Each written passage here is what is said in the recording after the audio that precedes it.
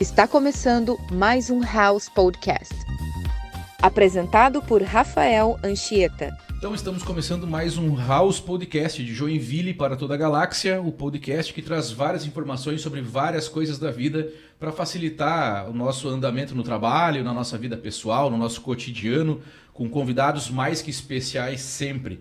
E antes de tudo eu peço para você curtir esse vídeo, compartilhar com seus amigos, se inscrever aqui no canal, porque com certeza vai ter muita coisa bacana no decorrer do tempo aí. A gente vai trazer para você sempre muita informação legal. E hoje não poderia ser diferente, eu tenho uma convidada mais que especial. Eu não sei falar o sobrenome dela, acho que uma das primeiras coisas que ela vai nos ensinar é falar o sobrenome dela, mas eu já quero começar, sem muita enrolação, a chamar minha convidada, Simone Feuser. Eu sei que está errado, mas seja muito bem-vinda, muito obrigado pela sua presença. Imagina, eu que agradeço. E se fala Feuser. Feuser. Mas não tem problema, todo mundo fala Feuser, menos Feuser. É bem raro. Bom, pelo menos eu sabia que viria a forma correta de falar, né? Tem gente que deve falar e achar que é aquilo ali mesmo, né? Que tá tudo certo. Ah, mas não tem problema. Mas, Simone, foi legal, né? Que o nosso contato veio através do Instagram. Né? Eu comecei a ver os teus vídeos lá e falei assim, cara, quanta coisa legal ela está compartilhando para as pessoas buscarem o autoconhecimento, o autodesenvolvimento, coisas que tu aplica na tua vida, no teu trabalho, né?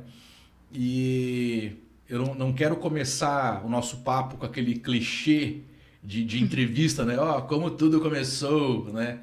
Mas eu já quero de arrancada saber de ti, assim, que tu compartilhe com a gente aí sobre isso, sobre as principais demandas das pessoas, né? O que te moveu a compartilhar essa carga de conteúdo com as pessoas, né? Tu sente no dia a dia que as pessoas estão precisando, como é que é o feedback, como é que são os comentários a respeito desse conteúdo? Bom, eu sempre gostei de estudar autoconhecimento para mim mesma, então eu sou minha primeira paciente desde sempre, né? Desde que eu estava no ensino médio, eu sempre gostei de ler livros sobre psicologia, comportamento humano, sempre me interessei muito para entender as emoções, sobre como a gente deve fazer para evoluir, né, como ser humano. E desde então, eu, né, sempre busquei esse conhecimento para mim, né? E eu sou advogada faz 16 anos, então eu lido com relacionamentos todos os dias, né? O direito é sobre pessoas, né? Sobre discussões, sobre a gente sempre encontrar um meio termo para que as pessoas consigam se conciliar, né? E ainda que não haja uma conciliação que seja um processo judicial, né? Que acabe indo para essa última linha, é sempre importante que a gente consiga alinhar as expectativas. Mas, muitas vezes, ainda que se faça um acordo, ainda que a gente consiga fazer alguma coisa no âmbito não judicial, nem sempre as pessoas saem felizes, né? Porque o dinheiro ele não paga tudo, né? A gente vê assim que existem muitas feridas que acabam se tornando problemas em relacionamentos no trabalho ou mesmo numa ação judicial. Então, com o passar dos anos, eu fui percebendo, né, que as pessoas também precisavam dessas orientações, desse auxílio e tal. E aí, dentro dos meus estudos, eu comecei a compartilhar, porque eu via que quando eu falava as coisas para as pessoas, elas falavam assim, né, publica isso, compartilha com as pessoas esse conhecimento, me ajudou o que tu falou. Aí eu comecei a me sentir, assim, responsável por compartilhar esse conhecimento, né, que sempre foi muito útil para mim. E eu gosto de dizer que, assim, eu falo sobre o que funciona para mim, eu não falo o que eu não vivo, assim. Muitas coisas eu estudo, como tudo na vida, né? A gente acaba estudando muitas coisas, mas nem sempre elas funcionam, assim, né? E existem muitas teorias, muitas coisas. Hoje em dia, realmente, assim, é muito material para estudar. Eu vou lendo muitas coisas, mas seleciono o que serve para mim, coloco em prática e, né, com isso eu acabo compartilhando o que serve para mim, assim, o que me ajudou. Digamos que eu busco dar uma resumida para facilitar o caminho de quem está, né, também interessado. E aí eu recebo muitos feedbacks das pessoas, né? Não só com o que eu publico nas redes sociais, mas também com o que eu converso com as pessoas no dia a dia, ou mesmo quando eu aplico no meu dia a dia, na minha profissão e tal. Isso vem me ajudando muito, assim, é muito gratificante quando eu compartilho alguma coisa que faz sentido para alguém vai me ligar para comentar alguma coisa e fala assim, aquele vídeo que tu publicou me ajudou muito, meu Deus, percebi tal coisa, eu estava sofrendo há tanto tempo e, me deu um insight. comecei a perceber que tava, né, o problema estava em mim, não no outro, né? Que eu sempre falo muito disso, de que tudo está na gente, né? Nunca é o outro, né? Sempre é a gente. Então, a gente tem que perceber o que aquela situação traz para a gente, né? Ainda que o outro tenha tido uma intenção de nos prejudicar, né? Não interessa, eu tenho que perceber o que aquilo traz para mim. E eu aplico isso no meu dia a dia, o que funciona eu compartilho com as pessoas e, né, isso é muito gratificante. Eu gosto muito de saber que é útil para as pessoas. Não, e tu vê, é justamente uma coisa que tu consegue, que eu vi nos teus vídeos ali, que tu passa aquela coisa da gente refletir sobre algo que a gente realmente gosta de fazer, que é aquilo que a gente tem que fazer. A gente ouve tanto isso, né? Do teu lugar no mundo. Tem aquele negócio do Ikigai, de cruzar as informações, né? Do que tu mais gosta de fazer, do que as pessoas mais pedem, do que o mundo precisa. O teu lugar no mundo é ali. Esse cruzamento das três coisas. E justamente produzir esse conteúdo é o teu Ikigai, né? Você falou, sou advogada e tal, mas produzo conteúdo. Quando eu comecei a ver o teu conteúdo lá, achei que tu era psicóloga. Né? Acho que todo mundo... Muita gente pensa. Muita gente pensa. E eu falei, cara, tu vê. Aí o que acontece? Dá para perceber, olha só que legal, que o conteúdo que tu tá colocando ali realmente é verdadeiro. Porque já é algo que tu tá fazendo. Eu já experienciei. Que tu já experienciou, que tu vive. E tu tá falando para as pessoas fazerem algo que tu faz. Ou que tu tenta fazer, porque todo mundo tá nessa, né? É um exercício diário. De várias coisas que tu compartilha ali. Mas só o fato de tu tá fazendo algo que não tem a ver 100% com a tua profissão, com o teu cotidiano, já demonstra o quanto é rico esse conteúdo. É isso que chamou bastante a atenção, né? E a gente conversou outras vezes, né? E daí um assunto puxa o outro, a gente fica horas conversando, porque tem muita coisa conectada. Mas é uma coisa muito importante que eu vejo dentro do teu trabalho, a veracidade de como tu coloca as coisas no teu Instagram ali, né? E assim, entrando um pouquinho mais, aprofundando um pouquinho mais ali, Simone, e a gente já conversou sobre isso, eu queria que tu compartilhasse aqui, para agora a gente tá gravando, né? E a gente já conversou outras vezes e falou, cara, isso aqui tinha que estar sendo gravado, né? E agora a gente tem a oportunidade de gravar. Mas a questão de comunicação mesmo, né? Que é uma coisa que tu adora falar, que tu grava bastante conteúdo sobre isso. Essa questão do diálogo, né? E a gente está vivendo uma fase, um momento do Brasil, do mundo, que as pessoas estão cada vez mais polarizadas. O diálogo está mais áspero em algumas áreas, né? Quando a gente fala de política, principalmente. E intolerantes, né? Intolerantes. E aí, como é que qual que é a tua visão a respeito de contornar isso? O que fazer no meio desse tiroteio que a gente está vivendo, na tua opinião? Tem sido bem interessante esse movimento que a gente tem percebido, assim, que vem se agravando, aparece nos últimos anos, sobre essa dificuldade que a gente tem de se comunicar e perceber e entender o outro, né? E eu vejo que muitas coisas da nossa sociedade, elas estão cada vez mais sendo feitas para o externo, né? A gente não... Cada vez mais a gente está com foco no outro e não na gente mesmo. Isso dificulta muito a comunicação, porque as pessoas não conseguem mais saber do que elas precisam para elas conseguirem se fazer entender, né? E muitos processos judiciais e muitos problemas que acontecem, a maioria deles é por dificuldade de comunicação.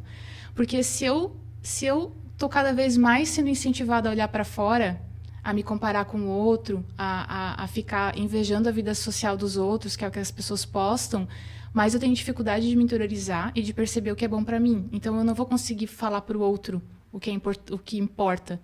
Inclusive, eu vi alguns dados em que houve um aumento de divórcios depois da pandemia. Então, acredito que essa coisa das pessoas precisarem ficar mais tempo juntas e perceberem as suas dificuldades fez com que as pessoas simplesmente desistissem, né? De relacionamentos que talvez demandariam um pouco mais de dedicação, assim, né? Não gosto nem de falar de esforço, porque a gente não precisa se esforçar, a gente precisa se dedicar muitas vezes, né? O esforço parece algo ruim, né? Então, a ideia é que a gente se dedique a manter bons relacionamentos em todos os lugares. Para mim, uma época da minha vida, uns anos atrás, eu comecei a estudar sobre o que engajava as pessoas no trabalho, né? Sobre a confiança, sobre o que motivava as pessoas no trabalho. E aí eu mudei o meu foco de estudo porque eu comecei a perceber que a gente acaba reagindo em todos os lugares da mesma forma. A gente traz muitas feridas infantis porque a gente não sabe lidar com os nossos sentimentos. A criança, ela aprende o que são sentimentos e emoções até os 7 anos, mas no período que ela está mais ligada à mãe, né? Que é o que a gente aprende na psicanálise. E a gente, muitas vezes, não tem esses pais, né? Porque eles também não souberam, também não foram informados e a gente não percebe, a gente não tem nada na sociedade, assim, que não tem na escola algo que nos diga como é importante a gente se conhecer. Infelizmente, inteligência emocional deveria ser ensinado nas escolas, assim, para a gente conseguir lidar com a gente mesmo e lidar com o outro. Muitas vezes a criança, ela não desenvolve muita empatia pelo próximo porque ela não consegue saber o que ela sente. Então, muito menos ela vai conseguir perceber no outro. Então, esse movimento do olhar para fora, eu acho que é o que mais dificulta a gente de se comunicar bem. E, então, assim, eu conhecia uns anos atrás o trabalho do Marshall Rosenberg, que ele fala sobre a comunicação não violenta, e eu achei bem interessante essa abordagem dele. É uma abordagem bem simples. E ele traz alguns pilares da comunicação para a gente facilitar a conversa, né? Então, o primeiro pilar é observar os fatos, né, que aconteceram da forma mais imparcial possível. É claro que ninguém é imparcial, né? 95% do nosso ser é inconsciente. A gente só tem realmente consciência de 5%. E na neurociência a gente aprende que o nosso corpo acaba se tornando automático, porque os nossos sentimentos, eles são reações químicas. Quanto mais a gente fica refazendo um caminho neural, que é um comportamento, mais aquela química vai se estabelecendo no corpo e mais ele age sozinho. É por isso que a gente acorda de manhã e não pensa. Vai escovar o dente, vai tomar café, vai tomar banho, vai trabalhar. A gente não para pensar, o que eu vou fazer agora? Não, é tudo automático, né? É que nem dirigir um carro. E os caminhos neurais, eu gosto de dizer que eles são tipo o caminho que passa a boiada. Quanto mais a boiada passa por aquele caminho, mais aquele caminho fica aberto. E mais difícil depois ele fechar. Então, todos os nossos comportamentos são assim. Então, a gente está nesse movimento de olhar para fora, de não ser incentivado na infância a perceber os nossos sentimentos, né? E por isso que a gente tem essa dificuldade. E aí, na comunicação não violenta, a gente analisa esses fatos, mesmo que não é tão fácil a gente pensar na imparcialidade, mas a gente busca perceber o que aconteceu sem emitir nenhum juízo de valor, juízo de moral e julgamento.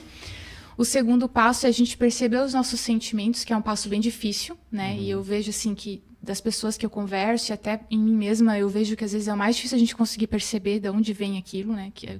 O que aquele sentimento é. A gente não consegue nem perceber o sentimento, muito menos de onde ele vem, né? O porquê. E os sentimentos, eles se sobrepõem, muitas vezes. E o terceiro passo é eu perceber a minha necessidade. Então, eu preciso saber o que aconteceu, o que eu senti e o que eu preciso. E o quarto passo é o pedido. E muitas vezes a gente espera que o outro adivinhe o que a gente quer. Existem muitas pessoas, já vi muita reclamação de pessoas assim, mas eu achei que ele ia ter percebido. Eu achei que ele ia falar isso. Daí eu pergunto, mas você falou? Não, mas era óbvio? Não é nada é óbvio para o outro, porque todos nós estamos com os nossos 95% inconscientes. Então, se a gente não sabe nem da gente, como é que a gente vai adivinhar? Então, com esses meus anos de autoconhecimento, de busca assim, pela minha evolução como ser humano, eu sempre busquei manter um diálogo bem claro com as pessoas que eu convivo todos os dias, ainda que às vezes possa parecer muito objetivo, assim, ou muito insensível. Mas hoje eu acho que é muito melhor a gente... Claro, a gente não precisa ser grosseiro, né? Mas é muito melhor a gente ser objetivo e explicar o que a gente espera claramente do que a gente esperar que o outro vai adivinhar. Ninguém tem que adivinhar nada. Ninguém nasce com obrigação em relação a nada na vida. A gente faz as coisas por obrigação porque a gente escolhe ficar na obrigação. Mas a gente não precisa. A gente pode escolher livremente o que a gente quer. Eu gosto muito da autorresponsabilidade também, né? Porque quando eu fico esperando que o outro vá adivinhar o que eu quero, eu estou colocando a responsabilidade da minha vida no outro. Estou dando o meu poder pessoal para o outro. Isso faz com que eu me diminua, porque eu estou dando muito mais poder para o outro do que eu fico para mim. Então, a gente está em relacionamentos que a gente está deixando um pedaço da gente em cada lugar. A gente está despedaçado. A gente precisa tomar, né, nosso poder, nosso protagonismo. Então, eu acho que a comunicação, se a gente fosse incentivado desde pequeno a entender os nossos sentimentos, se a gente tivesse na escola alguma noção de emoção, né, de ter essa inteligência emocional, eu imagino que boa parte dos nossos problemas eles melhorariam. A gente teria muito menos briga, a gente teria menos bullying. Porque de onde é que vem o bullying, né? A criança, ela é naturalmente egoísta, realmente, ela é bem narcisista, né? Com o passar dos anos, os pais vão auxiliando a criança a moldar, né? E a gente sempre acaba evoluindo, diminuindo o narcisismo, mas a gente sempre mantém. Até porque ele é importante para a gente buscar sempre alimentar o nosso amor próprio, né? Eu sempre digo, amor próprio não é egoísmo. O amor próprio, ele é uma coisa essencial. Com o amor próprio, se a gente tivesse amor próprio, eu sempre digo, amor próprio é a solução de todos os problemas, porque se a gente realmente se amasse, a gente nunca se colocaria em situações que não são boas pra gente. Isso não significa que eu precise prejudicar o outro, claro que não devo prejudicar o outro, mas eu não posso dizer sim para o outro dizendo não para mim. Pegando teu gancho um pouquinho aqui, tem a ver com o lance do amor próprio, tem a ver com autoconhecimento também, né? Sim. Que, inclusive, eu vi vídeo essa semana e tem alguns canais, tem um cara que, agora esqueci o nome dele, mas tem um canal no Instagram que eu vi ele faz um conteúdo, ele faz vídeos em lugares públicos com um monte de gente e tal, e o cara fala muito sobre isso, sobre tu me fez lembrar agora, né, do amor próprio, do autoconhecimento e tal. Ele fala muito que resumindo, que as pessoas não estão nem aí pra ti, né? Em outras palavras, né? Sim. Que ele fala assim, cara, faz o teu conteúdo, grava, entendeu? Porque o tempo vai passar, as pessoas vão esquecer e tu vai passar também. Ele é mais ou menos isso o conteúdo, né? E daí tu falando, tu me lembrou um pouco disso, porque tem a ver com isso também. A gente tem muita preocupação com o que os outros vão falar, ou o que vai acontecer se eu fizer tal coisa. É claro, dentro da ética, das leis, né? Da sociedade e tal. Mas eu vejo que tem muita gente bloqueada também. E eu acho que isso aí tem a ver um pouco com essa falta de amor próprio no final da história. Ou uma coisa está conectada à outra, né? Não sei se é bem por aí. O julgamento, ele vem do nosso auto-julgamento. Acho que o Jung que ele fala sobre isso. Então, com mais severidade eu me julgo, mais severidade eu julgo o outro. E todo o julgamento é sobre si, na verdade, porque a gente acaba comparando o outro conosco mesmo, com a nossa visão de mundo ela é muito pequena. E a partir do momento que a gente faz isso, a gente fica julgando o outro, a gente está criando uma situação desfavorável para a gente mesmo, porque todo o julgamento gera uma comparação. E a comparação, o Osho fala, a comparação é o caminho da infelicidade, porque a gente nunca vai conseguir, a gente nunca vai ser melhor em tudo, nunca. Sempre vai ter alguém que é melhor que a gente em alguma outra coisa. E a gente nunca conhece o caminho não conhece o caminho que aquela pessoa percorreu para chegar onde ela chegou, né? As dificuldades que ela passou. Muitas vezes a gente quer bons resultados, mas a gente não quer abrir mão de certos confortos, né? Então, o julgamento, como o Osho fala, é o caminho certo para a infelicidade. O julgamento, ele serve para nós mesmos, quando a gente quer evoluir, é a gente julgar, né? Nem é julgar, é a gente perceber a nossa evolução em relação ao ontem. Então, eu tenho que me comparar apenas a mim mesma, que a única pessoa que eu sei o caminho sou eu. E eu ainda 95% eu guardei. Então, assim, não dá nem... Até comigo mesma eu posso não ser tão justa ao me julgar, né? Uhum. As outras pessoas, elas servem para nos inspirar. Então, eu posso resolver começar a correr amanhã, mas é claro, eu não vou correr que nem um atleta olímpico em um mês. Não vou conseguir fazer isso. Mas eu posso me inspirar nesses atletas, ver como eles fazem, como que eles treinaram, o que eles tomaram. Eu posso utilizar eles como exemplo, mas não para me comparar, porque a gente sempre vai se frustrar. E a frustração é um sentimento, assim, que com o passar dos anos ele pode até desenvolver alguma coisa pior, assim, né? Uma depressão e tal, né? Porque ele pode se tornar um desânimo generalizado. Então, realmente, o olhar para fora é esse problema, olhar para fora. A gente fica preocupado com o que os outros vão pensar. E é interessante essa questão do julgamento, porque a gente aprende desde criança que não é certo ser como somos.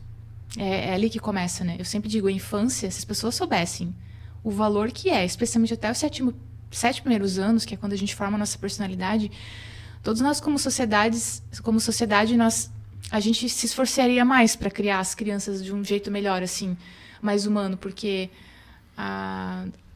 haveria uma necessidade maior de ensinar, de desenvolver mais o cérebro emocional, digamos assim, da criança do que o racional, né? A gente se preocupa muito com boas escolas, muitas vezes, colocar em idioma, botar em esporte, as crianças têm um monte de atividades, às vezes, né? São mais ocupadas do que muitos adultos. E a gente não se preocupa em desenvolver o lado emocional das crianças, que vai ser a base para tudo.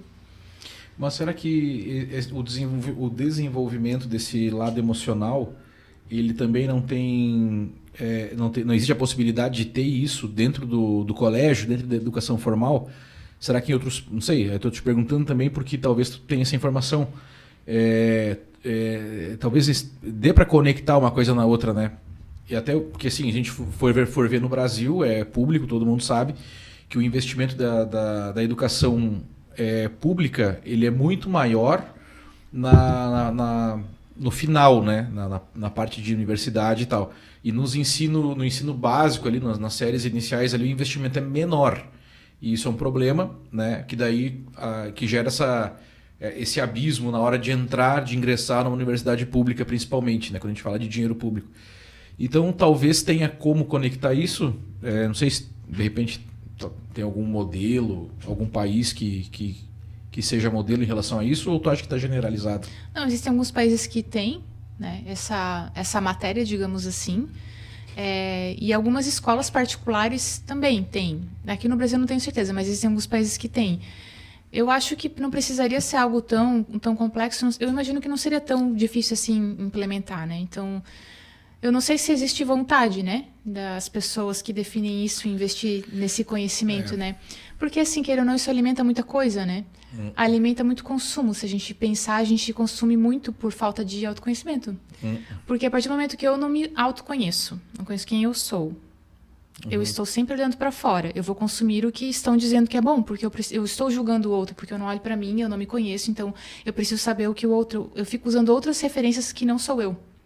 Sim, e a gente vê, quando tu vê grandes marcas, né, os valores das grandes marcas, também a gente sabe que usar uma grande marca, ele te dá acesso a um determinado círculo, né? Então é mais pelo acesso do que pela roupa ou pela joia, pelo relógio em si. Mas é para tu ter acesso a um determinado círculo para ter alguma aceitação, né, de alguma maneira, uma aceitação social, financeira, sei lá. Mas tem a ver com isso, com aceitação mesmo, né? Essa questão de consumir grandes marcas, né, valores exorbitantes, né, numa roupa, por exemplo. Eu acho esse movimento bem assim, triste para a gente como sociedade, porque eu acredito que ele incentiva muito a competição. Porque tudo que é exclusivo exclui. Se eu preciso de um grupo VIP exclusivo, eu estou excluindo todo o resto. Eu estou classificando as pessoas de acordo com o dinheiro. Eu estou valorando as pessoas de acordo com o dinheiro. E a gente deveria já ter percebido que a cooperação é o que vai levar a gente para frente como sociedade, e não a competição. É uma pena, né, do meu ponto de vista, que a competição ainda seja tão incentivada, assim. As crianças já nascem, os jogos todos, um ganha e outro tem que perder. A gente não vê mais nem graça em pessoas ficarem empatadas no primeiro lugar. Não tem a mesma graça, porque tem que ser só aquela pessoa. Mas eu acredito muito que isso é uma questão hoje da nossa realidade, ela não necessariamente está ligada à biologia humana, essa necessidade. Eu acho que foi algo que a gente aprendeu com o passar dos anos, para justamente, né, se incentivar essa questão da competição, do que é VIP, do que é exclusivo. As pessoas se sentem especiais, as pessoas estão precisando se sentir especiais. É por isso que elas ostentam, gastam muito mais dinheiro numa coisa que boa parte do valor é a marca, porque elas o amor delas próprio não basta. Assim, elas precisam que o externo diga para elas que elas valem, e elas não conseguem sentir isso em relação a elas mesmas. Sim, com certeza concordo. E daí, trazendo um ponto aqui para não haver confusão, que é possível, sim, na minha visão, sei lá, tu ter cooperação dentro de um cenário de livre iniciativa, né? Que tu consiga preservar a identidade, a liberdade das pessoas de construírem. Até porque cada pessoa tem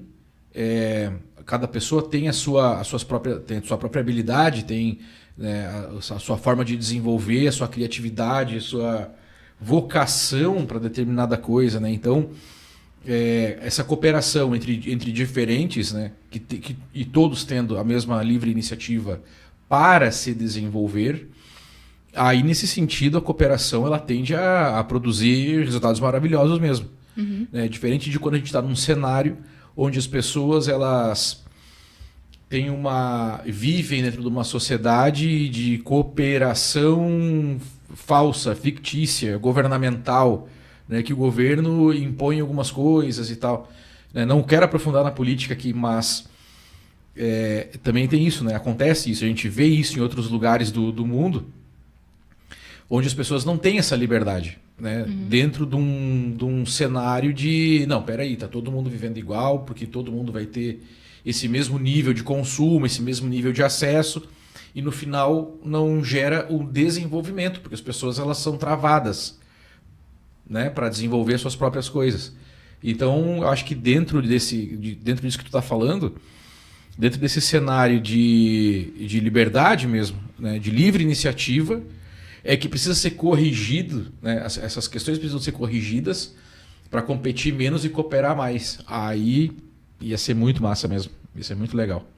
Pelo menos é o que eu acho, né? Eu acredito que a gente ainda precisa evoluir muito como sociedade, porque a gente também vem de um cenário bem complexo, que a cultura escravocrata não é muito antiga, né? Então a gente precisa corrigir muitas distorções sociais, né? A gente precisa fazer com que as pessoas percebam o seu valor, porque hoje a gente está indo na contramão, a gente está fazendo com que cada vez as pessoas se sintam com menos valor. Então, às vezes, é mais difícil realmente para a pessoa perceber que ela tem dons e talentos. Eu realmente acredito que todos nós temos, não tem, todos nós temos, né? Não há nenhuma limitação, assim, a não ser que a pessoa tenha alguma doença, alguma coisa assim, mas, em regra, todos nós temos talentos, né? Que nos possibilitam exercer de um modo único esses nossos dons. E seria ótimo se se todo mundo tivesse um espaço mais facilitado, mas hoje eu vejo que tem barreiras mesmo. A gente precisaria evoluir, precisaria se incentivar a autonomia da vontade, ir reduzindo o assistencialismo, porque, na minha opinião, a cultura do assistencialismo, quando ela é muito longa e ela não ensina a pessoa a pescar, né, ela fica dando sempre peixe, ela faz com que a pessoa ela não vá perceber os seus talentos. É uma pena, porque todo mundo pode contribuir. Então, precisaria de um tempo até a gente ir se desapegando, né? Às vezes a pessoa precisa de uma ajuda realmente, mas a gente precisa ajudar ela a evoluir sozinha. Ela entende, é que nem os pais, né? Se a gente ficar carregando a criança no colo e não deixando ela botar o pé no chão, ela não vai aprender a andar. Então, ela precisa aprender a andar. Ela vai cair, vai doer, ela vai se machucar, ela vai ter que ir para o hospital, vai acontecer tudo isso. Mas ela vai aprender a andar. Agora, se eu carregar ela no colo a vida inteira, ela não vai nem saber que ela tem uma perna, ela não vai nem saber que a perna serve para andar. Então, assim, a gente precisa... Mas a criança realmente ela não sabe andar. Então, a gente está assim, uma criança hoje, né? Como sociedade que muitas pessoas não sabem que conseguem andar sozinhas. Alguém precisa, né? Começar a ensinar as pessoas a andarem sozinhas, nem que seja aos poucos, para elas perceberem. E não tem... Eu vejo assim... Quando eu vejo alguém puramente no vitimismo... que acredita que tudo é culpa de fora, que não consegue assumir o seu papel, eu vejo assim que é uma perda de oportunidade, assim, porque depois que eu comecei a perceber que tudo é sobre mim mesma, que é como eu interpreto, eu tô onde eu tô porque eu escolhi esse caminho, né? Sempre tem opções, a gente que escolhe. Às vezes, o outro caminho era mais difícil, então eu que escolhi o caminho fácil, né? Ele pode não ser o melhor, mas é uma escolha minha, então... É muito ruim assim as pessoas não perceberem como o protagonismo é bom, isso é liberdade. Ser protagonista da sua história. Sim. É ser livre. A gente não tem liberdade se a gente não tem protagonismo. Então, mas é uma pena, muitas pessoas gostam, né? Elas ficam no vitimismo, elas acreditam que tudo é culpa de fora, olham para fora, sempre acham que a vida do outro é melhor. Aí sempre acho bem interessante assim, que os ditados populares revelam muito o nosso inconsciente coletivo, né? Tem um ditado assim, a grama do vizinho é sempre mais verde. Daí eu penso assim, mas por que as pessoas querem olhar a grama do vizinho? Deixa o vizinho. Tipo assim, eu posso olhar que a grama dele tá bonita e pensar, nossa, será que ele usou algum produto? Acho que eu vou perguntar. Vizinho, tá tão bonita a tua grama? Né? Sim, que bom, que tu faz? Parabéns, eu acho que eu vou fazer alguma coisa parecida. Eu usei tal produto, então eu vou me preocupar com a minha grama. Mas tu sabe que agora tu me lembrou pela segunda vez do negócio para compartilhar aqui, que eu prestei um serviço para uma associação aqui de Joinville e veio um palestrante de uma grande empresa da Alemanha e o cara veio e ele trouxe vários números, né, em relação dentro do negócio deles, do nicho deles. E tinha a ver com automação industrial, que Joinville é isso, né? Indústria e tal. E aí, esse cara falou de um negócio gravou na minha cabeça aquilo, que tem a ver com isso que a gente está falando agora, com essa cultura de cooperar dentro desse cenário de livre iniciativa das pessoas. E ele falou o seguinte, ele falou, cara, o que acontece na Alemanha, por exemplo? O assunto era treinamento corporativo, treinamentos corporativos. Ele falou, o que acontece na Alemanha? Na Alemanha, a empresa, por cultura, ela fornece treinamento para os seus funcionários. Aí os seus funcionários aprendem tudo o que precisa aprender e prestam serviço para ele ali durante um tempo e passa o tempo eles decidem sair e abrir o próprio negócio. Aí eles abrem o próprio negócio com aquele conhecimento que eles adquiriram na empresa, que a empresa inclusive pagou para o cara ter, e mais o aprendizado do cotidiano dos processos da empresa. Aí o cara vai lá e abre uma empresa. E esse cara faz a mesma coisa. Ele treina os funcionários, presta treinamento, presta conhecimento e tal. E daí, só que daí já tem um outro patamar de evolução. Porque ele tem que fazer um pouco melhor do que ele fazia antes. Então há investimento em desenvolvimento tecnológico, científico e tal. E aí os funcionários dessa empresa também abrem as suas empresas.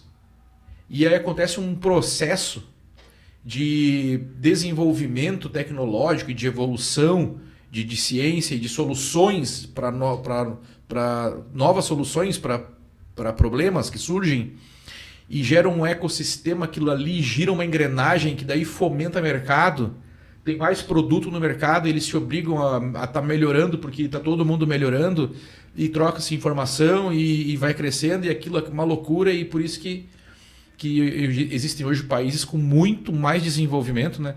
Até ele falou assim, o Brasil, se continuar no ritmo que está, para se equiparar à Alemanha, vai levar 130 anos numa situação hipotética na parte de automação industrial. E aí ele falou, o que acontece no Brasil? O empresário ele não treina o funcionário, ele não investe nisso, porque não, esse cara vai virar meu concorrente. Uhum. E daí fica sempre a mesma coisa, demora muito tempo para as coisas acontecerem, para as coisas se desenvolverem por causa dessa cultura. Não vou te ensinar porque tu vai virar minha concorrente, eu quero que tu fique aqui trabalhando para mim, entendeu? Com o salário que tu ganha aí, tá tudo certo. Então ele falou isso num palco, assim, tinha umas 1000 pessoas assistindo, o cara falou, e eu fiquei abismado, né? Fiquei, cara, tu vê, é isso aí. E é uma questão de cultura, não é outra coisa, é uma questão de cultura mesmo. É interessante porque há realmente dois modos de ver essa situação. A gente pode interpretar que a pessoa que a gente contratou hoje e amanhã ela fica expert e sai, a gente pode lidar aquilo com apego e uma certa resistência a mudanças, né, de deixar aquela pessoa abrir um negócio próprio e fomentar até aquela área, né, e mais tecnologia e mais conhecimento, que talvez seja uma visão mais brasileira, né, de não perceber aquilo como uma coisa boa, e essa outra visão muito mais cooperativa, inclusive, até de desejar o bem para o próximo, né? Porque cada um vai fazer as coisas de um jeito, ninguém vai fazer exatamente igual, né? Então, a pessoa vai abrir a empresa dela com diferencial. Eu, né, vou poder até fazer um exercício de pensar em como eu também posso evoluir alguma outra coisa, né? E todos nós vamos crescendo juntos. Mas, às vezes, a gente tem uma visão um pouco mais de apego, assim, de não querer, né, que às vezes o outro vire uma concorrência, e é uma pena, assim, porque é uma visão de competição.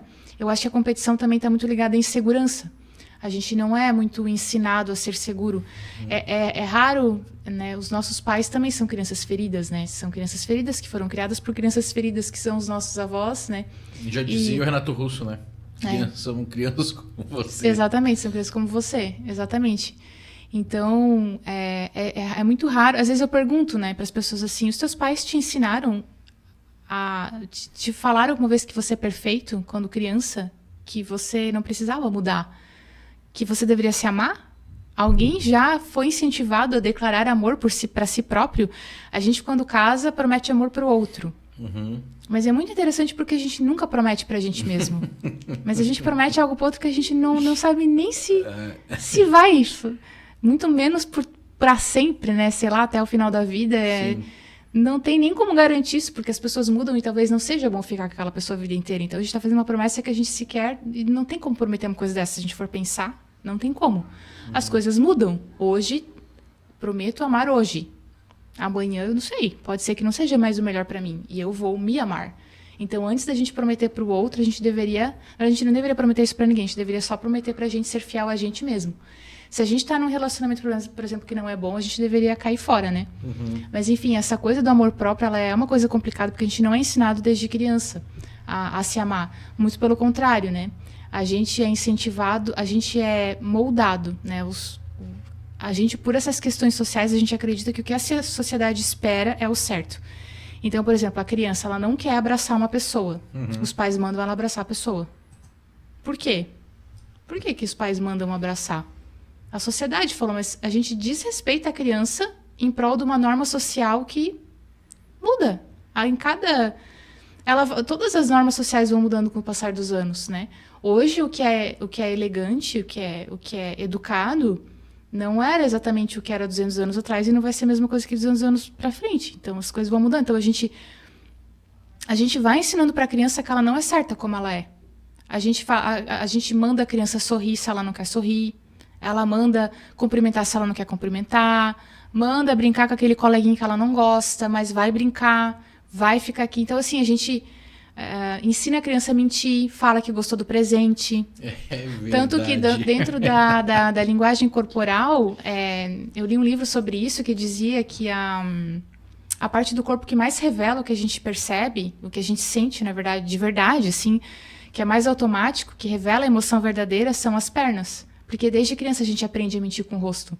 Existem emoções que elas são automáticas, a gente não, só os psicopatas conseguem enganar. Algumas realmente, por mais que a pessoa seja especialista em linguagem corporal e microexpressões faciais, ela não consegue, é muito automático. Mas muitas a gente consegue disfarçar porque a gente aprende desde criança a sorrir, a cumprimentar, a dizer que gostou do presente se não gostou.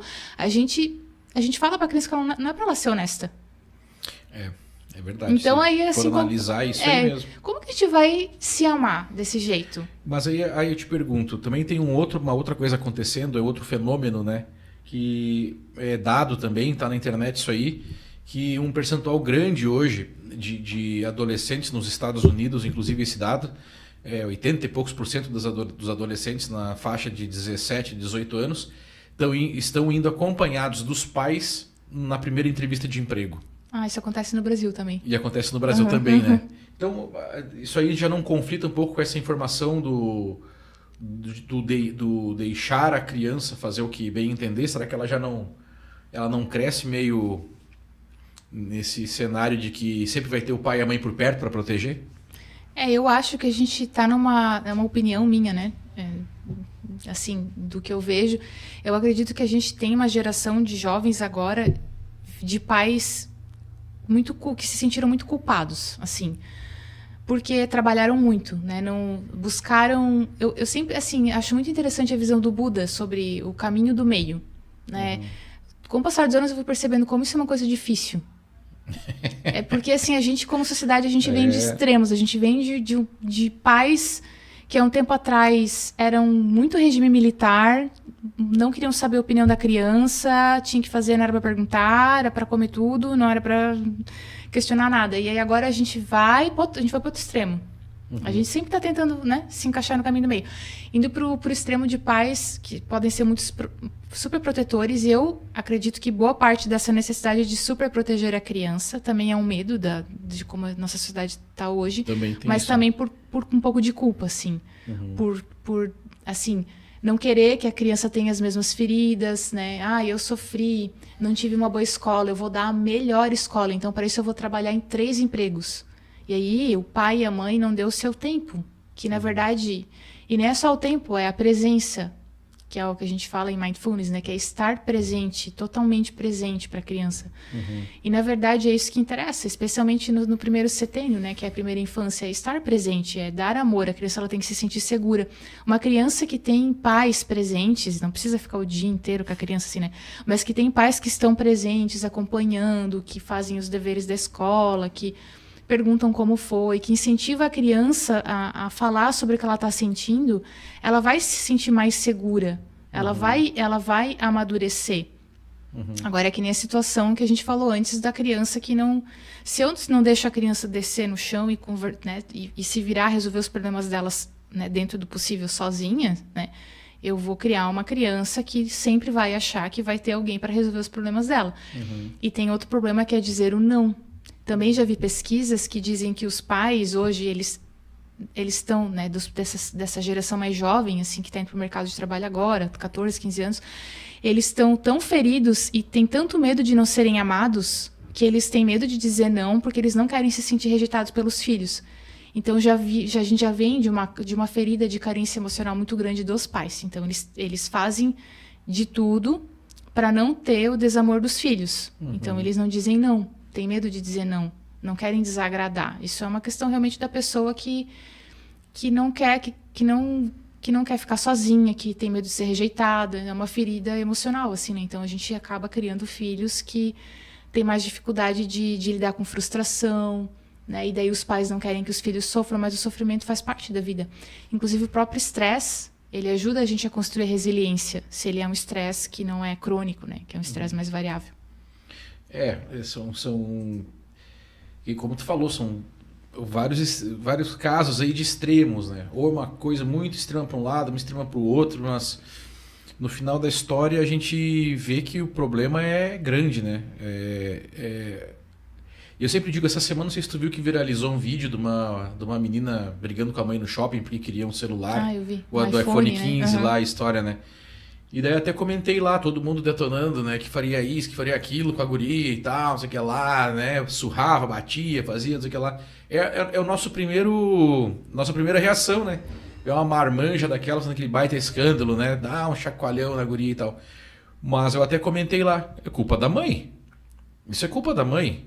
Porque desde o início, com certeza, faltou muita coisa ali na criação para chegar naquele ponto. Né? Agora, depois que a guria tá quase uma adulta, aí é fácil falar, né? De bater, de surrar, de espancar.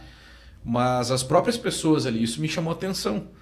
Né? Um monte de comentário ali, eu li vários ali, mas acho que eu não li, na verdade, não achei um comentário falando que o problema era a mãe.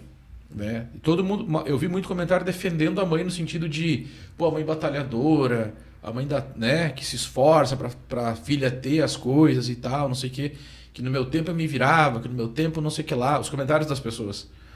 Mas aí tu consegue ter um parâmetro a respeito da visão de um grupo. Peraí, pessoal, vocês não estão percebendo o negócio, né? E várias pessoas daquelas que estavam comentando aí têm filhos, né? E eu vejo hoje assim também, Simone, o lance do celular, né? O quanto é fácil tu colocar uma tela na frente de uma criança para ela ficar mais calma. E o quanto isso está tornando a criança presa àquilo ali e não está vendo 360, né? Eu até, né, só pegando para te trazer um gancho aqui, eu vi uma pessoa falando também de ver situação de guris com 18, 19 anos chamarem o seguro para trocar pneu de carro. Que é uma coisa que é corriqueira, que é uma coisa que é normal, que é uma coisa que é simples, mas nem isso, né? As pessoas estão fazendo mais. E eu acho que tem a ver com esse negócio de ensinar a pessoa a ser mais forte, a estar preparada para o mundo, né? E começa lá embaixo, começa pequenininho, né? Então isso é uma coisa que também tem a ver com comunicação, né? A gente fala assim, né? Mas eu sei que é bem desafiador criar filhos, né? A gente não é assim simples no dia a dia, né? A infância é longa, né? São muitos anos para se criar traumas, mas os traumas fazem parte da vida. Eu vejo assim que o que é mais importante para os pais é a presença e efetiva, né? Estar presente no momento. E é o que parece que a gente menos tem, né? Tempo. A gente não tem tempo. Hoje em dia, quando alguém faz aniversário, eu desejo tempo para a pessoa, porque eu acho que é a coisa mais importante. Que legal. Que pode existir. Aí a dica, desejar tempo. Deseje tempo para as pessoas. Né? Porque a gente não tem mais tempo. A gente tem essa noção de que o tempo parece que está passando mais rápido, né? Todo mundo fala isso, meu Deus, o tempo está passando mais rápido. Mas é a gente que está se colocando cada vez em mais compromissos, né? A gente está sempre querendo preencher nosso vazio existencial com outras coisas. Tem pessoas que não conseguem ficar paradas olhando para nada. Elas não conseguem ficar com elas mesmas. Então, elas precisam ficar se enchendo de coisas, se enchendo de compromissos. E assim, por exemplo, a meditação é uma prática muito boa, eu faço todos os dias, basicamente. E assim, quando eu comecei a fazer, eu não conseguia ficar 5 minutos para mim. Era muito desafiador, porque eu achava que eu estava perdendo tempo.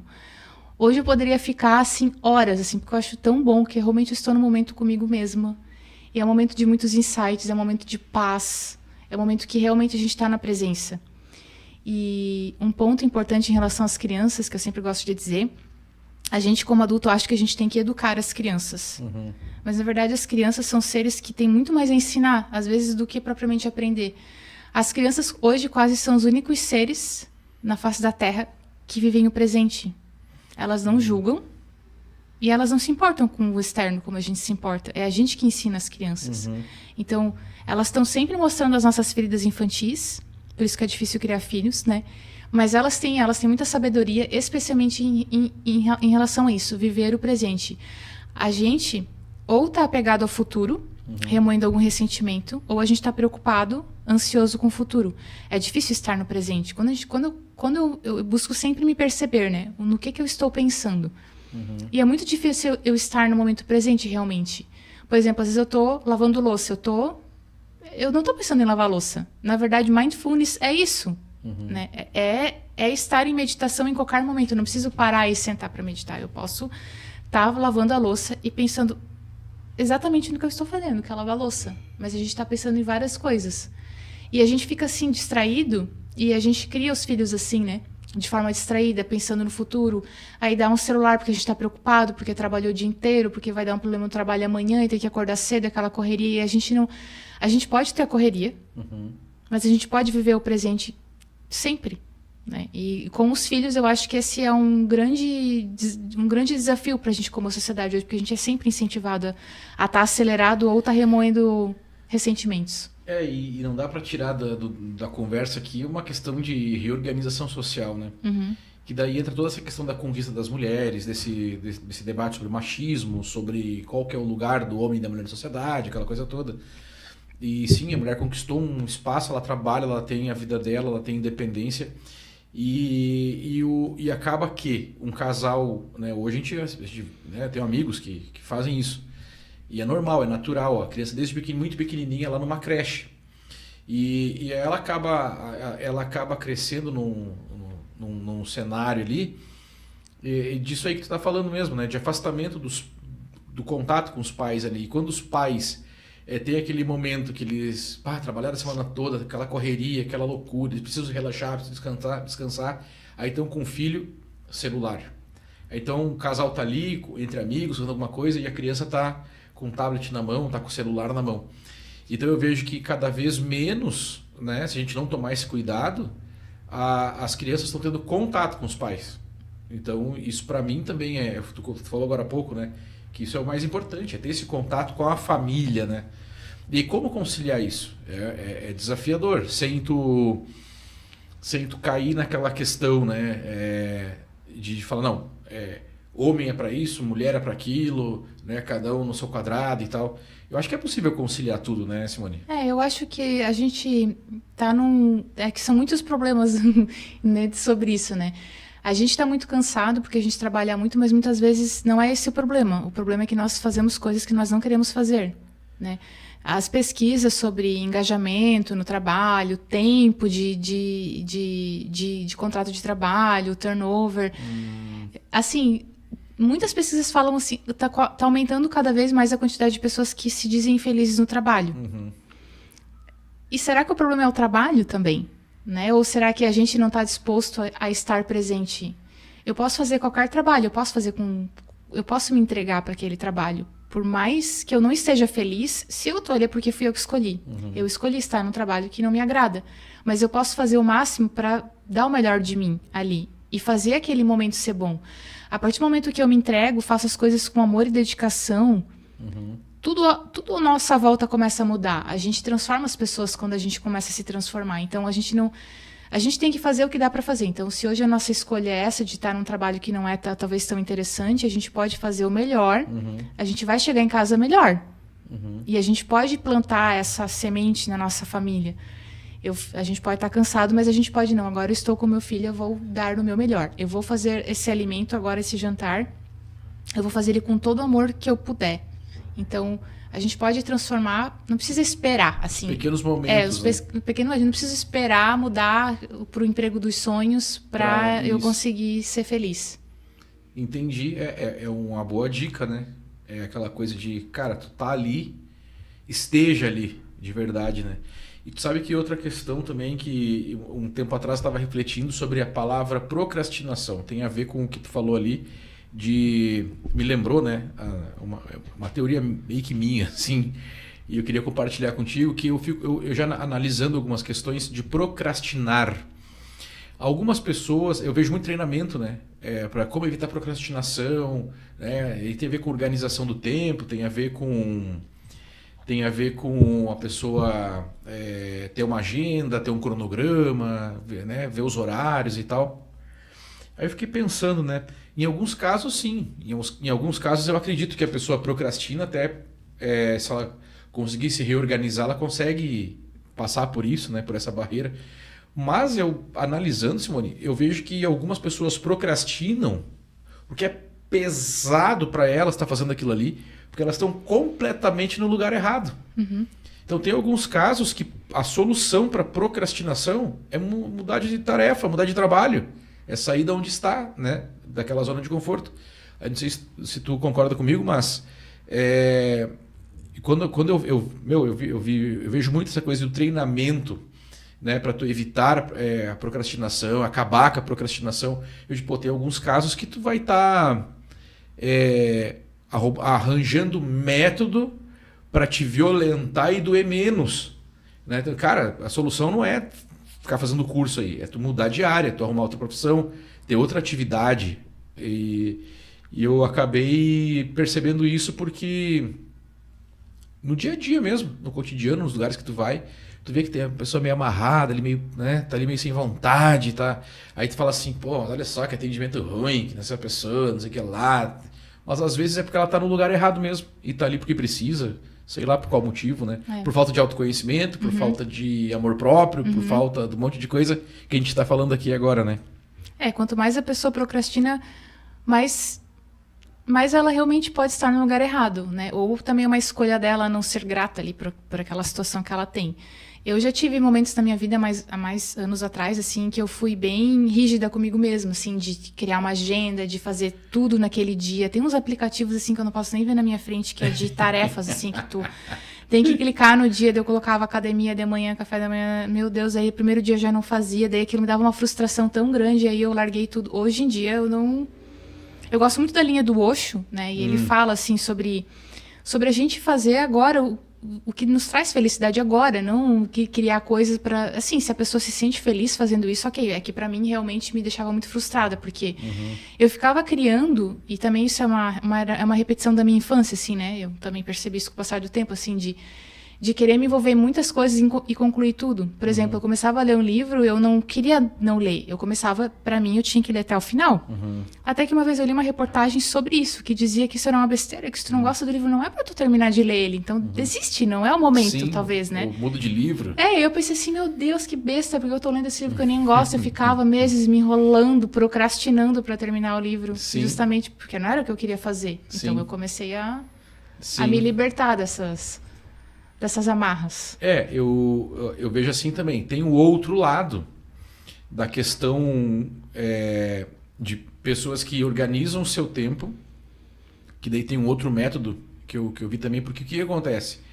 As pequenas vitórias te dão satisfação também, né? Então, a partir do momento que tu tem o teu dia organizado e tu cumpre pequenas coisas daquele dia e tu entende aquilo ali como pequenas vitórias, o teu cérebro também libera as endorfinas que precisa lá para tu te sentir bem, se sentir vitorioso porque tu conseguiu cumprir algumas coisas. Mas isso também varia de pessoa para pessoa, né? Não, tem que ser comemorado. Não dá para generalizar. Mas o importante é fazer o que te faz bem, né? Fazer o que te faz feliz naquele momento. Eu, por exemplo, muitos anos atrás, eu eliminei, Simone, da minha agenda, da minha vida, a palavra correria. Sabe aquela coisa assim, e aí, como é que tu tá? Eu tô na correria. Eu comecei a parar de falar isso, entendeu? Porque até por uma questão de programação mental, né? Falei, cara, não tem correria. Como é que tá a correria? Eu respondo, tem correria nenhuma. Como assim? Não tem correria. E, por mais que a gente trabalhe o dia inteiro, faça um monte de coisa, a palavra correria começou a me incomodar. Comecei a cortar isso da minha vida, né? E priorizar tempo de qualidade, né? Para se cuidar, para cuidar da saúde.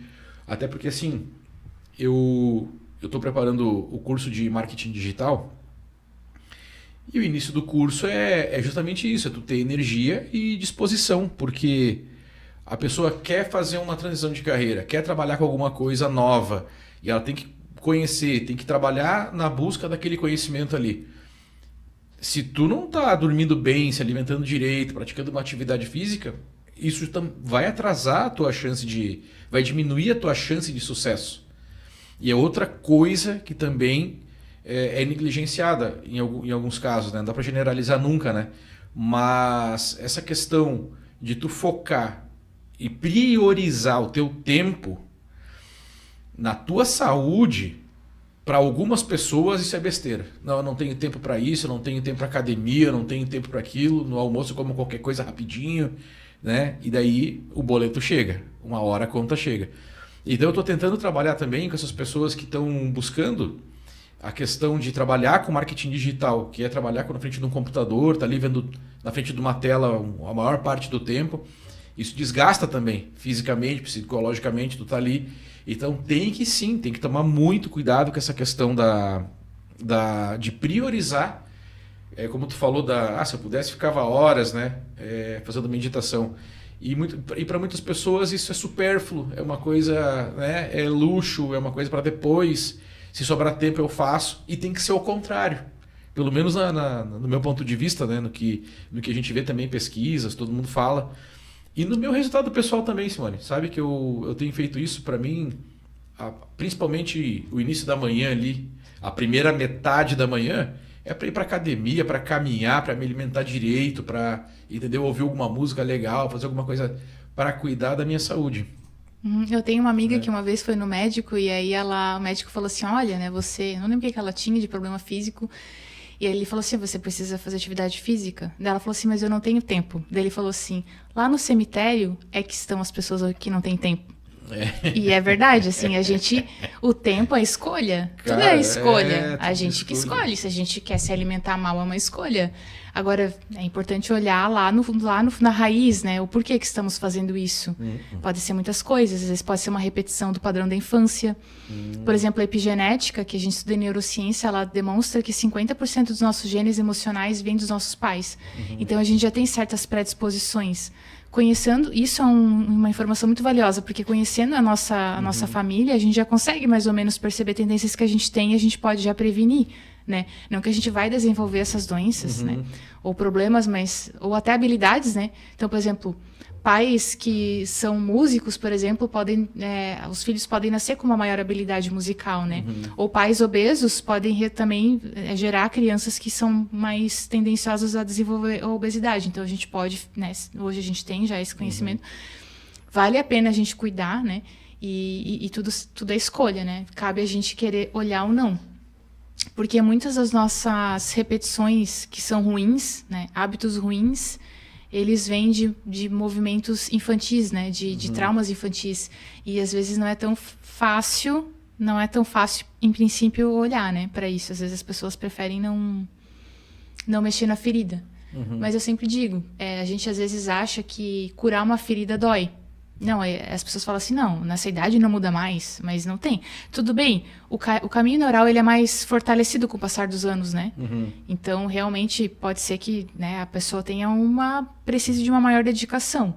Mas o cérebro é plástico. A gente fala da neuroplasticidade em neurociência, né? O cérebro se adapta, os neurônios se renovam. Acho que a cada 7 anos a gente é um ser humano novo. Se todo o corpo se renova, por que a gente não vai renovar um pensamento, mudar um hábito? Eu acredito totalmente em qualquer mudança, assim. Eu acho que eu mudei muito. Às vezes eu olho de um ano para trás, assim, eu já não consigo mais me identificar com quem eu era, porque eu mudo, tô sempre mudando. Sim. O que eu percebo que vale a pena mudar, né? A cada momento. E outra coisa, um negócio que tu falou ali, dessa questão da herança, né? Que a gente, dos pais e tal... tem o termo paladar infantil, né? Que a gente tem essa coisa também a tendência de buscar comer aquilo que é mais palatável, que é mais agradável, né? E às vezes não é a melhor opção, não é o mais nutritivo. E daí as pessoas acabam associando isso com a correria do adulto. Então eu não tenho tempo para comer, não vou parar para sentar, para me alimentar, eu vou comer algo aqui que é rápido, prático, gostoso, come aquilo ali e segue o baile, né? Mas tá deixando de ingerir nutrientes, enfim, tudo que precisa para ter energia e prevenir uma série de doenças no futuro. Então tem a ver com esse trabalho. Eu não, tenho certeza, né, que o adulto ele tem que trabalhar isso, né? Tem que trabalhar porque só que assim, algumas pessoas não têm essa consciência que tem que trabalhar. Acha normal, acha natural, até surgir um problema. E outra coisa, em alguns casos, quando surge o problema, não associa com aquilo, né? Com aquele hábito que vem errado ali.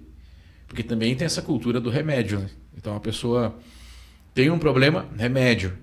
Não só nesse caso, mas a questão, por exemplo, a musculação. A musculação a gente sabe, tem um monte de pesquisa aí que evita um monte de problema, um monte de doença, que tem toda uma questão de regulação hormonal, né? São várias coisas, vários benefícios. E ainda está se criando essa cultura, né, de tu prevenir doenças através de um hábito saudável, de um estilo de vida mais saudável, e não ver isso como uma coisa superficial, banal, né? Biologicamente, o corpo humano ele foi feito para se movimentar. Se a gente não se movimenta, a gente sabe o que acontece. Os nossos músculos vão se atrofiando, os órgãos começam a não funcionar mais direito. Então, é óbvio, a gente, né, naturalmente foi feito para se movimentar. E, claro, o nosso corpo ele não foi feito para ingerir esses xenoalimentos aí. Tem uma expressão até, né, para essas coisas industrializadas. Mas elas acabam gerando um vício, né? Especialmente o açúcar, ele é muito mais viciante do que muitas outras drogas ilícitas, né? E isso é bem complicado, porque ele vicia bem rápido e faz com que a pessoa acabe associando aquilo a uma dor, né? E o ser humano, eu li uma pesquisa, acho uma vez, que dizia que o ser humano é o único animal que não come apenas para se alimentar. Ele utiliza a comida para várias outras coisas. A gente utiliza a comida para comemorar, ou para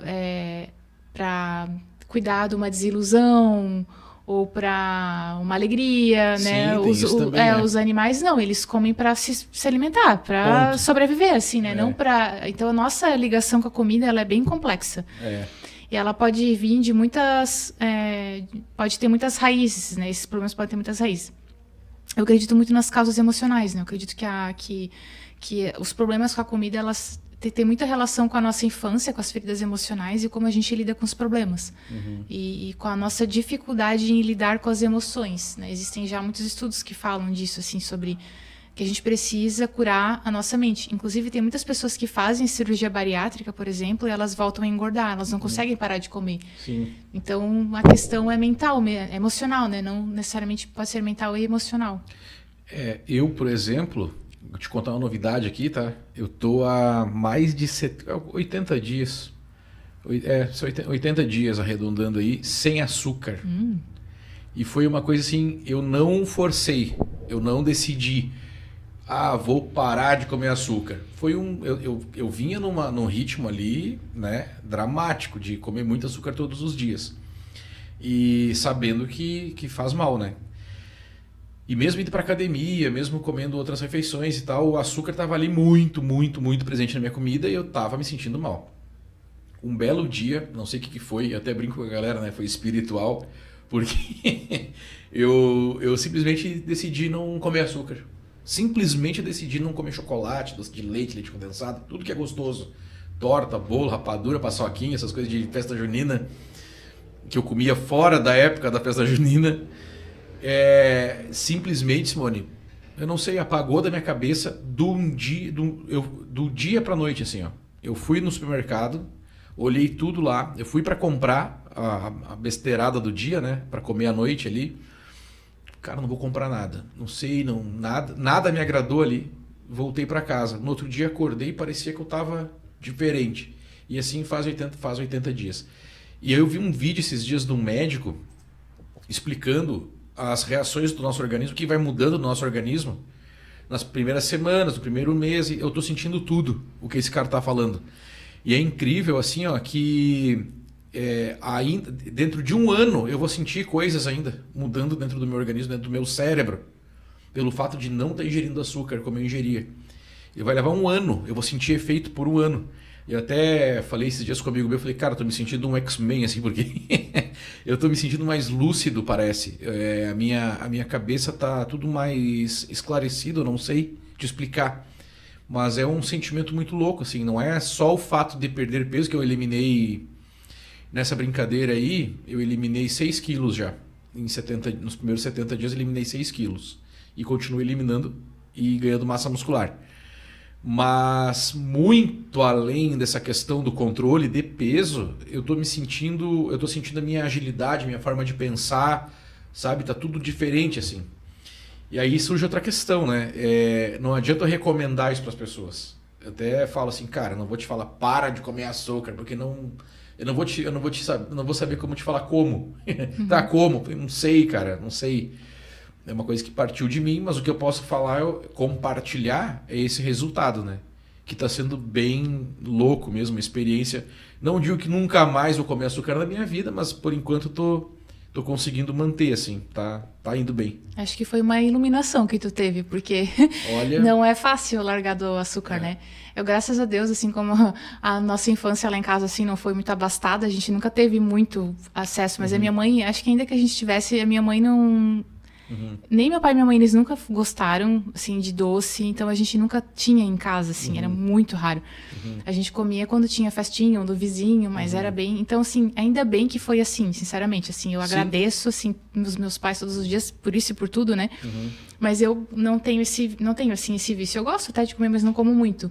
Mas eu sei que o açúcar, ele tá relacionado a muitas doenças, assim, até câncer, a quantidade alta, acho que até o mal de Alzheimer, ele faz muito mal mesmo para a cognição, para o músculo, não, é uma coisa que realmente não presta. Gordura no fígado, nada. que uma galera tá tendo esse problema, osteopatose, acho que é o nome, que também tá generalizado. E eu também tinha. E eu tô sentindo, 90% da população tem gordura no fígado hoje, e é pela questão principal da ingestão de açúcar. E não a gordura, né? Que as pessoas acham que a gordura nos faz mal. E não. A gordura nos faz bem. A gordura, quando a gente come uma comida saudável, um prato equilibrado, um prato colorido e gordura. A carne, né? Carne, ovos e tal. Nos faz bem. E o grande problema é o açúcar, é o carboidrato em excesso. Assim, eu não mexi muito na minha dieta no sentido de, não vou comer isso, não vou comer aquilo. Eu tô comendo meio que de tudo, assim, menos açúcar, né? Então tem açúcar, eu tô cortando. É isso. Isso é uma decisão sábia. E o curso vai falar sobre o quê? Já tá mais ou menos desenhado? Qual que é a tua... Já tá no papel ou não ainda? Ele está no papel, estou fazendo já, separando as aulas. A ideia é falar sobre a comunicação não violenta, mas com ênfase nos sentimentos. Porque o próprio Marshall, quando ele escreveu, né, os livros dele, comentou sobre isso, ele mesmo percebeu, e ele era especialista em conciliação e mediação, né, e resolução de conflitos, que as pessoas tinham muita dificuldade de perceber os seus sentimentos e mais dificuldade de perceber nos outros. E ele dá vários exemplos de pessoas que ficam 40 anos casadas com um problema que nunca foi resolvido, porque uma pessoa não consegue perceber os seus sentimentos e muito menos ver os dos outros. E ele diz que a partir do momento que a pessoa ela percebe o seu sentimento ali e qual é a sua necessidade, o conflito é resolvido em no máximo 20 minutos. Então, o problema dos nossos conflitos está especialmente ligado à nossa dificuldade de autopercepção. Porque se eu não sei o que eu sinto, como é que eu sei o que eu necessito? Muitas vezes acontece, ele fala muito sobre isso, a pessoa não sabe o que ela sente, ela não sabe o que ela precisa. Que quando ele começa a perceber, mas... E isso? Daí a pessoa assim, daí ela fica assim, não sei. Então, tipo, a pessoa não consegue identificar o que ela sente, o que ela necessita. No fim, ela acha que ela necessita, ela pede uma coisa, e no fim, ela precisa de outra. E ele dá um exemplo de uma mulher que ele atendeu, e ela falou assim pro marido dela, olha, você tá trabalhando demais, eu não quero mais que você fique tanto tempo no trabalho. Daí ele começou a ficar menos tempo no trabalho, mas ele se inscreveu no golfe. Ele foi fazer golfe. Então, tipo assim, o que ela queria, o que ela necessitava, era que ele ficasse mais em casa. Claro. Mas ela não falou isso. E aí ele não entendeu. Sim. Então, assim, a ideia a comunicação, ela faz com que a gente possa sempre exercitar esse exercício da autopercepção, mas a gente precisa conhecer os nossos sentimentos. Então, a ideia do curso é voltar-se mais, é falar da comunicação não violenta para as pessoas entenderem, aprenderem. Ela é bem simples de usar, mas com foco nos sentimentos e emoções. Entendi. E assim, para quem está ouvindo agora pela primeira vez esse termo, comunicação não violenta, como é que tu resume, como é que tu explica para as pessoas que estão ouvindo pela primeira vez o que é comunicação não violenta? O próprio nome, a primeira vez que eu vi, eu pensei, nossa, mas por que ele escolheu esse nome, né? Não violenta? Porque quando a gente fala em violência, a gente pensa em violência física, né? Mas não existem vários tipos de violência, né? Emocional, psicológica, moral, tem vários, né? Então, a ideia dele foi que, assim, a gente não tem uma visão empática. A gente não exerce compaixão para com o outro na nossa comunicação. Então, a ideia dele é que a gente possa, através da comunicação, agir com mais compaixão e empatia. Se a gente for perceber, a nossa linguagem, ela é violenta. A gente sempre está acusando o outro, a gente já reclama, buzina no trânsito, tudo isso é uma linguagem violenta, né? E a comunicação não violenta, ela tem 4 pilares essenciais, né? Que resumidamente são, primeiro, a gente observar os fatos da forma mais imparcial possível, né? Olhar os fatos como eles aconteceram, sem juízes de valor ou julgamentos. O segundo passo é eu identificar o meu sentimento, a minha emoção por trás daquela, né? O que aquela situação gerou de sentimento meu. O terceiro passo é eu perceber as minhas necessidades, o que aquilo tudo me gerou de necessidade. E o último passo é eu fazer o pedido, o que eu espero claramente da outra pessoa. Então, é simples, na verdade, a comunicação violenta, na teoria, né? Na prática não é tão fácil, justamente porque a gente não consegue perceber com sem muita parcialidade, né? E a gente não consegue perceber os nossos sentimentos.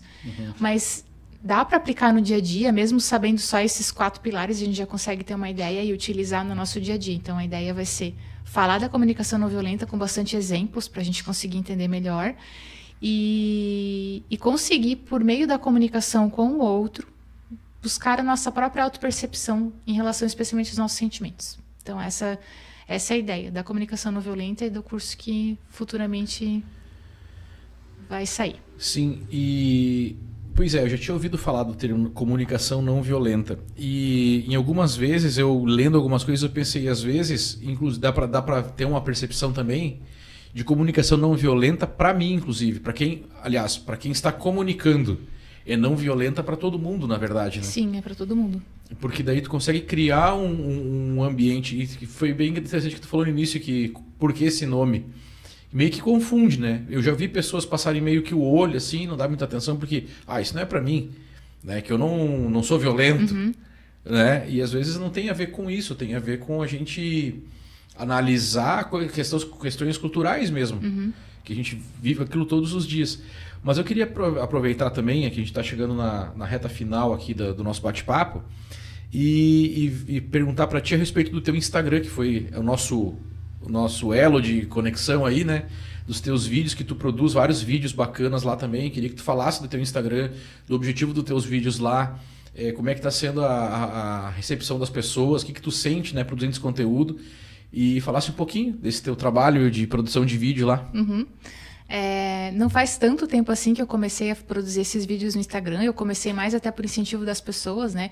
Eu às vezes acabava falando, alguém perguntava alguma coisa e a gente acabava conversando sobre as feridas infantis, sobre a infância, etc. E as pessoas falavam assim, por que tu não publica isso, faz um curso, né? Então foi mais por isso que eu me motivei a fazer e a compartilhar com as pessoas o que eu aplico para mim e eu vejo que dá certo. Eu gosto muito de estudar, eu sempre estou lendo, sempre estou fazendo cursos, eu invisto muito. Para mim, assim, a minha prioridade na vida é realmente a minha evolução como ser humano. Então, por isso que eu busco muito esses conhecimentos assim para mim mesma. Tudo eu testo em mim, né? Primeiro eu vejo se aplica ou não, né? Mas não que tem coisas que são erradas, é porque cada pessoa tem, né, a sua própria personalidade, tem coisas que se encaixam melhor com, né? Mas eu gosto muito da coisa prática, né? Que seja fácil de entender, que se aplique fácil e que funciona. E aí no Instagram eu não tenho uma pauta assim, né, muito específica, mas eu gosto de falar de comunicação, tudo que é relacionado ao autoconhecimento. Então, eu gosto muito de falar sobre comunicação, sobre os relacionamentos interpessoais, os nossos relacionamentos no trabalho, com a nossa família e conosco mesmo, sobre o nosso protagonismo. É importante da gente se perceber como dono da nossa própria vida, sobre o nosso empoderamento, né? Talvez essa não seja a melhor palavra, mas sobre a gente se colocar como dono de si mesmo, né? Tomar as melhores decisões, sobre aprender a dizer não, né, sobre motivação, sobre engajamento na vida, alegria, sobre a importância assim, é muito importante que a gente se transforme para transformar o outro. Acho que Gandhi fala, né, que a guerra e a paz começam na mente, né? E eu interpreto isso assim, tudo começa comigo.